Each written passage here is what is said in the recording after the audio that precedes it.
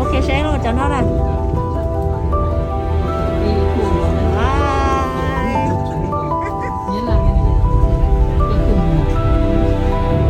Good morning, everyone. Now, as this is a very real narrow gauge rail road, I'll need everyone's attention for a couple moments to go over some important safety information, so please listen up. During boarding, you may have noticed those exterior platforms. They're on the front and the rear of your coaches.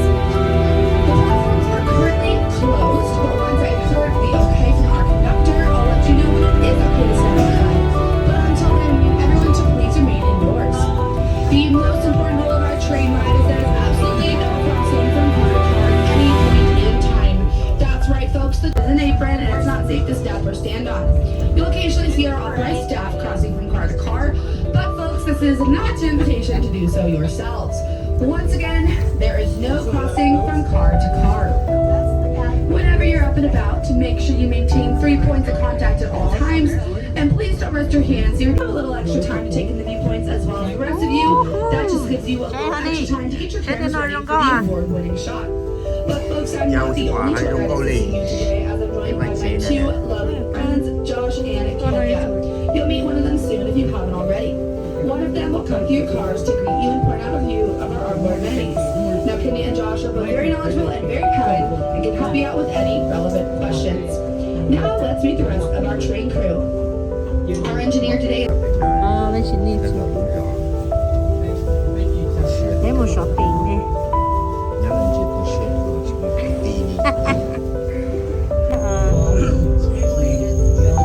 我揉呢，就揉到大。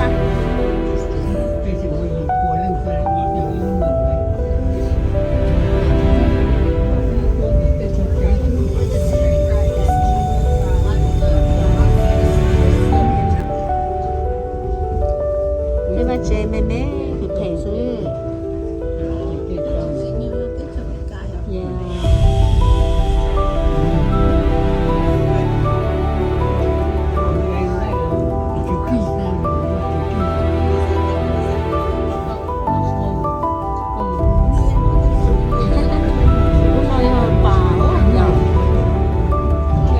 我说这什么车的咯 ？No traffic。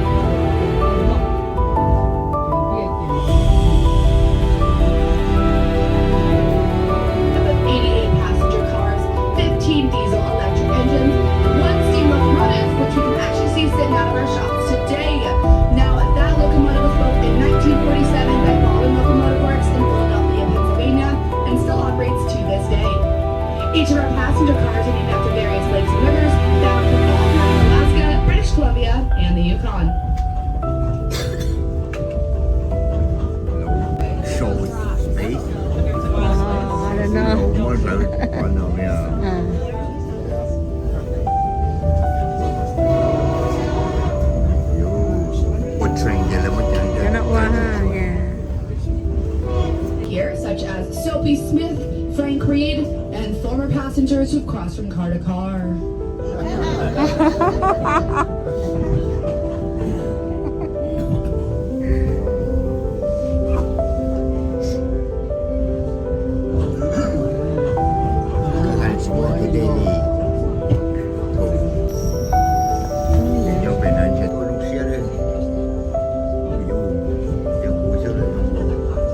Có cho vô không? Chưa. Hỏi đại diện nó không khen mà chưa là Có cho lấy lo snow ấy có bé bỏ đấy. Sister Kate and her husband George Carmack stumbled upon a literal gold mine.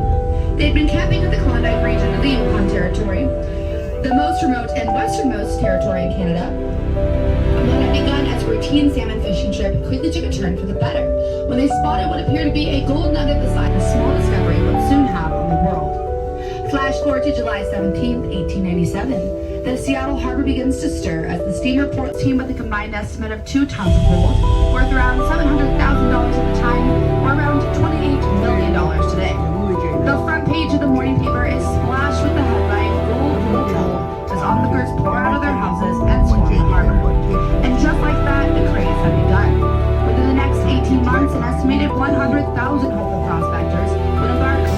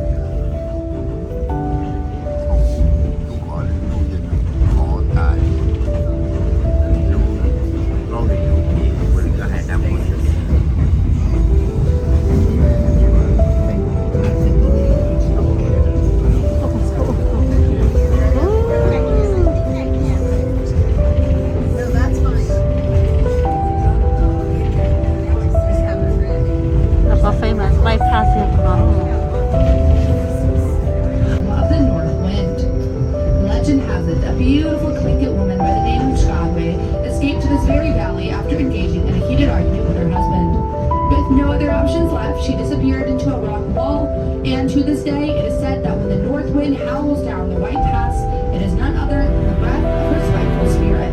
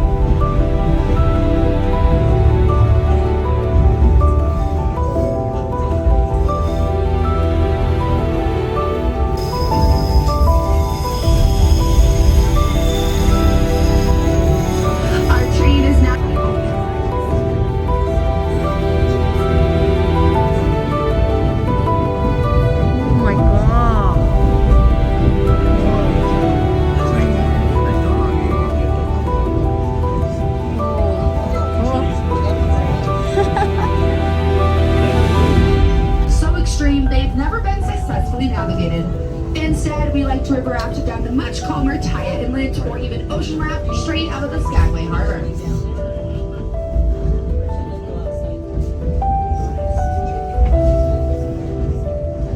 There's actually 3 ways that us seasonal workers get to Skagway. Almost 3,000 miles, and it took about a week. Time you can imagine how expensive that was with our current gas prices. Was given to this area in 1887 by Surveyor William McGilvey in honor of the Canadian Minister of Interior, Sir Thomas White.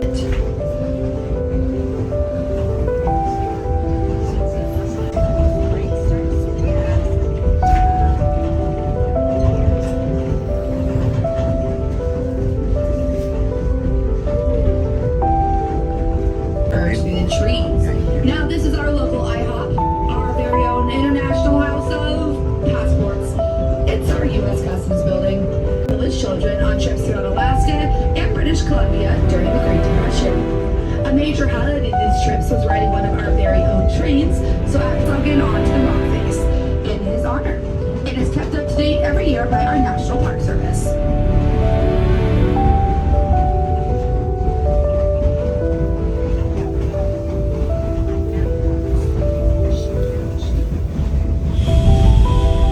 Due to their seasonal nature, they often change, so I won't be able to point them out individually. But we did, in fact, have a professional waterfall expert at our train this season.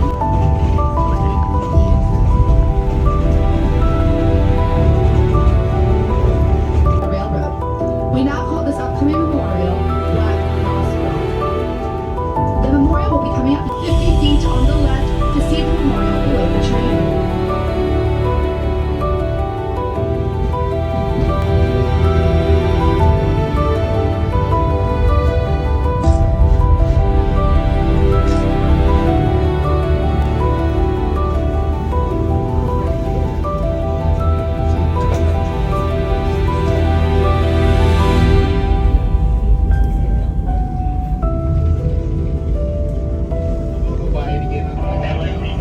Within a year. So last year.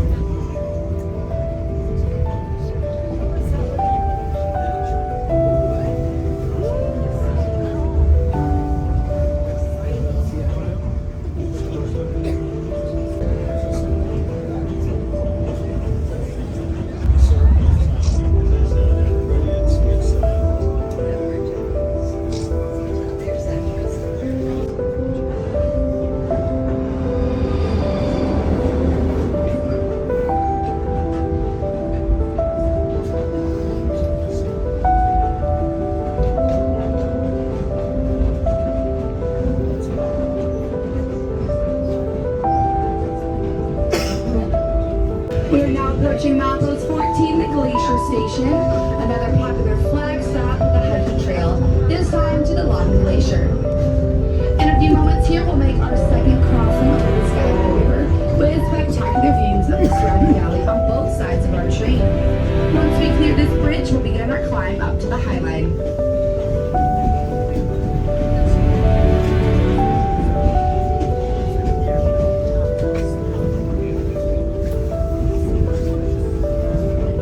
Precipitation, but that's what makes it so lush. Thanks to the hard work of the native tribes and National Forest Service to help preserve this stunning landscape, we have the luxury of getting to experience its wonders firsthand today.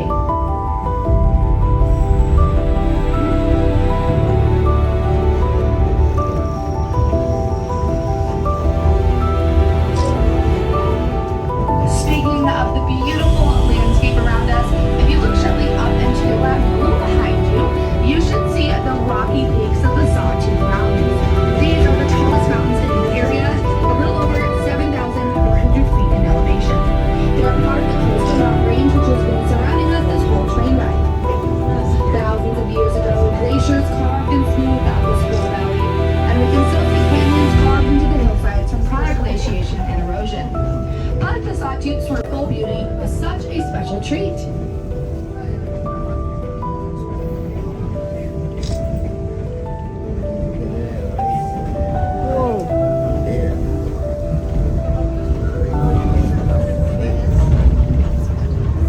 And while most are enamored with the beauty,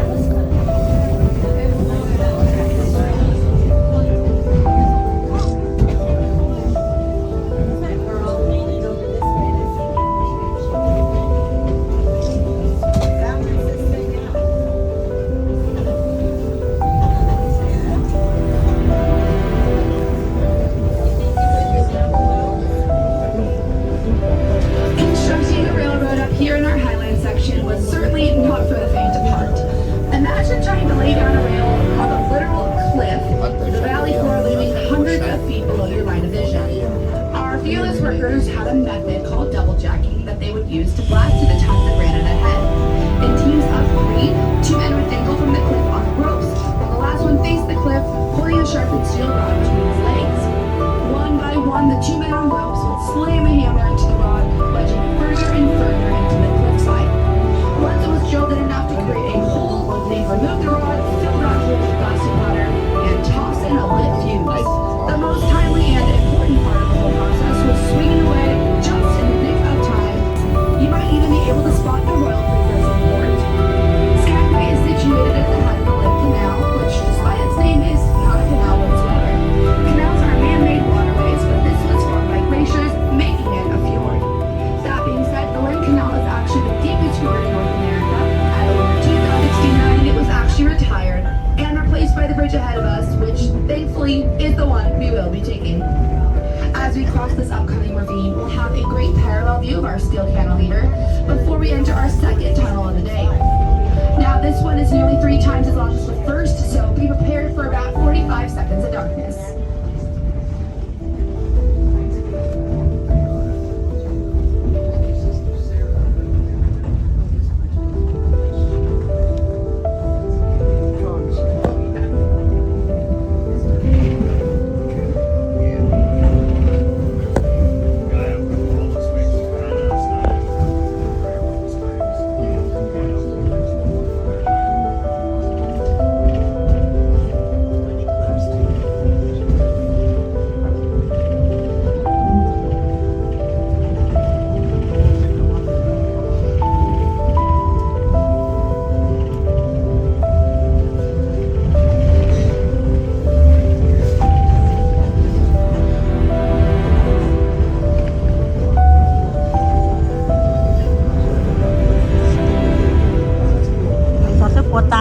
Was another nickname for the White Pass Trail. With some differences, our train largely parallels the route this trail once took. With the summit and Canadian border just over a half mile ahead of us, the 2 routes converge in this area. Well over a century ago, the trail once teemed with exhausted prospectors and burdened pack animals. Some would be marching north, up the mountain towards the gold fields, but others would be descending south, back through the very pass they had just conquered. So the very valid question you may be asking yourself is, why would they do this? Well, the gold fields were in a remote environment, and it could not sustain the impact of thousands of men. Faced with mass starvation, the Canadian government ultimately intervened. They declared no stampede or ban for the Klondike, legally crossed the border into Canada without the necessary food and equipment. Weighing anywhere from 1,200 to 2,000 pounds, this was famously dubbed the 1 ton of goods. This undertaking was simply impossible to complete in a single trip, forcing stampeders to form teams and embark on dozens of trips up and down the pass repeatedly. For context, some of these required goods included 400 pounds of flour, 200 pounds of bacon, 24 pounds of coffee, 20 pounds of nails, 15 pounds of salt, and an entire steel stove, just to name a few. But by the time they finally hauled all their goods up to the summit, there was still another 550 odd miles to go before they could reach the Klondike. This was another nickname for the White Pass Trail. With some differences, our train largely parallels the route this trail once took. With the summit and Canadian border just over a half mile ahead of us, the 2 routes converge in this area. Well over a century ago, the trail once teemed with exhausted prospectors and burdened pack animals. Some would be marching north, up the mountain towards the gold fields, but others would be descending south, back through the very pass they had just conquered. So the very valid question you may be asking yourself is, why would they do this? Well, the gold fields were in a remote environment, and it could not sustain the impact of thousands of men. Faced with mass starvation, the Canadian government ultimately intervened. They declared no stampede or ban for the Klondike, legally crossed the border into Canada without the necessary food and equipment. Weighing anywhere from 1,200 to 2,000 pounds, this was famously dubbed the 1 ton of goods. This undertaking was simply impossible to complete in a single trip, forcing stampeders to form teams and embark on dozens of trips up and down the pass repeatedly. For context, some of these required goods included 400 pounds of flour, 200 pounds of bacon, 24 pounds of coffee, 20 pounds of nails, 15 pounds of salt, and an entire steel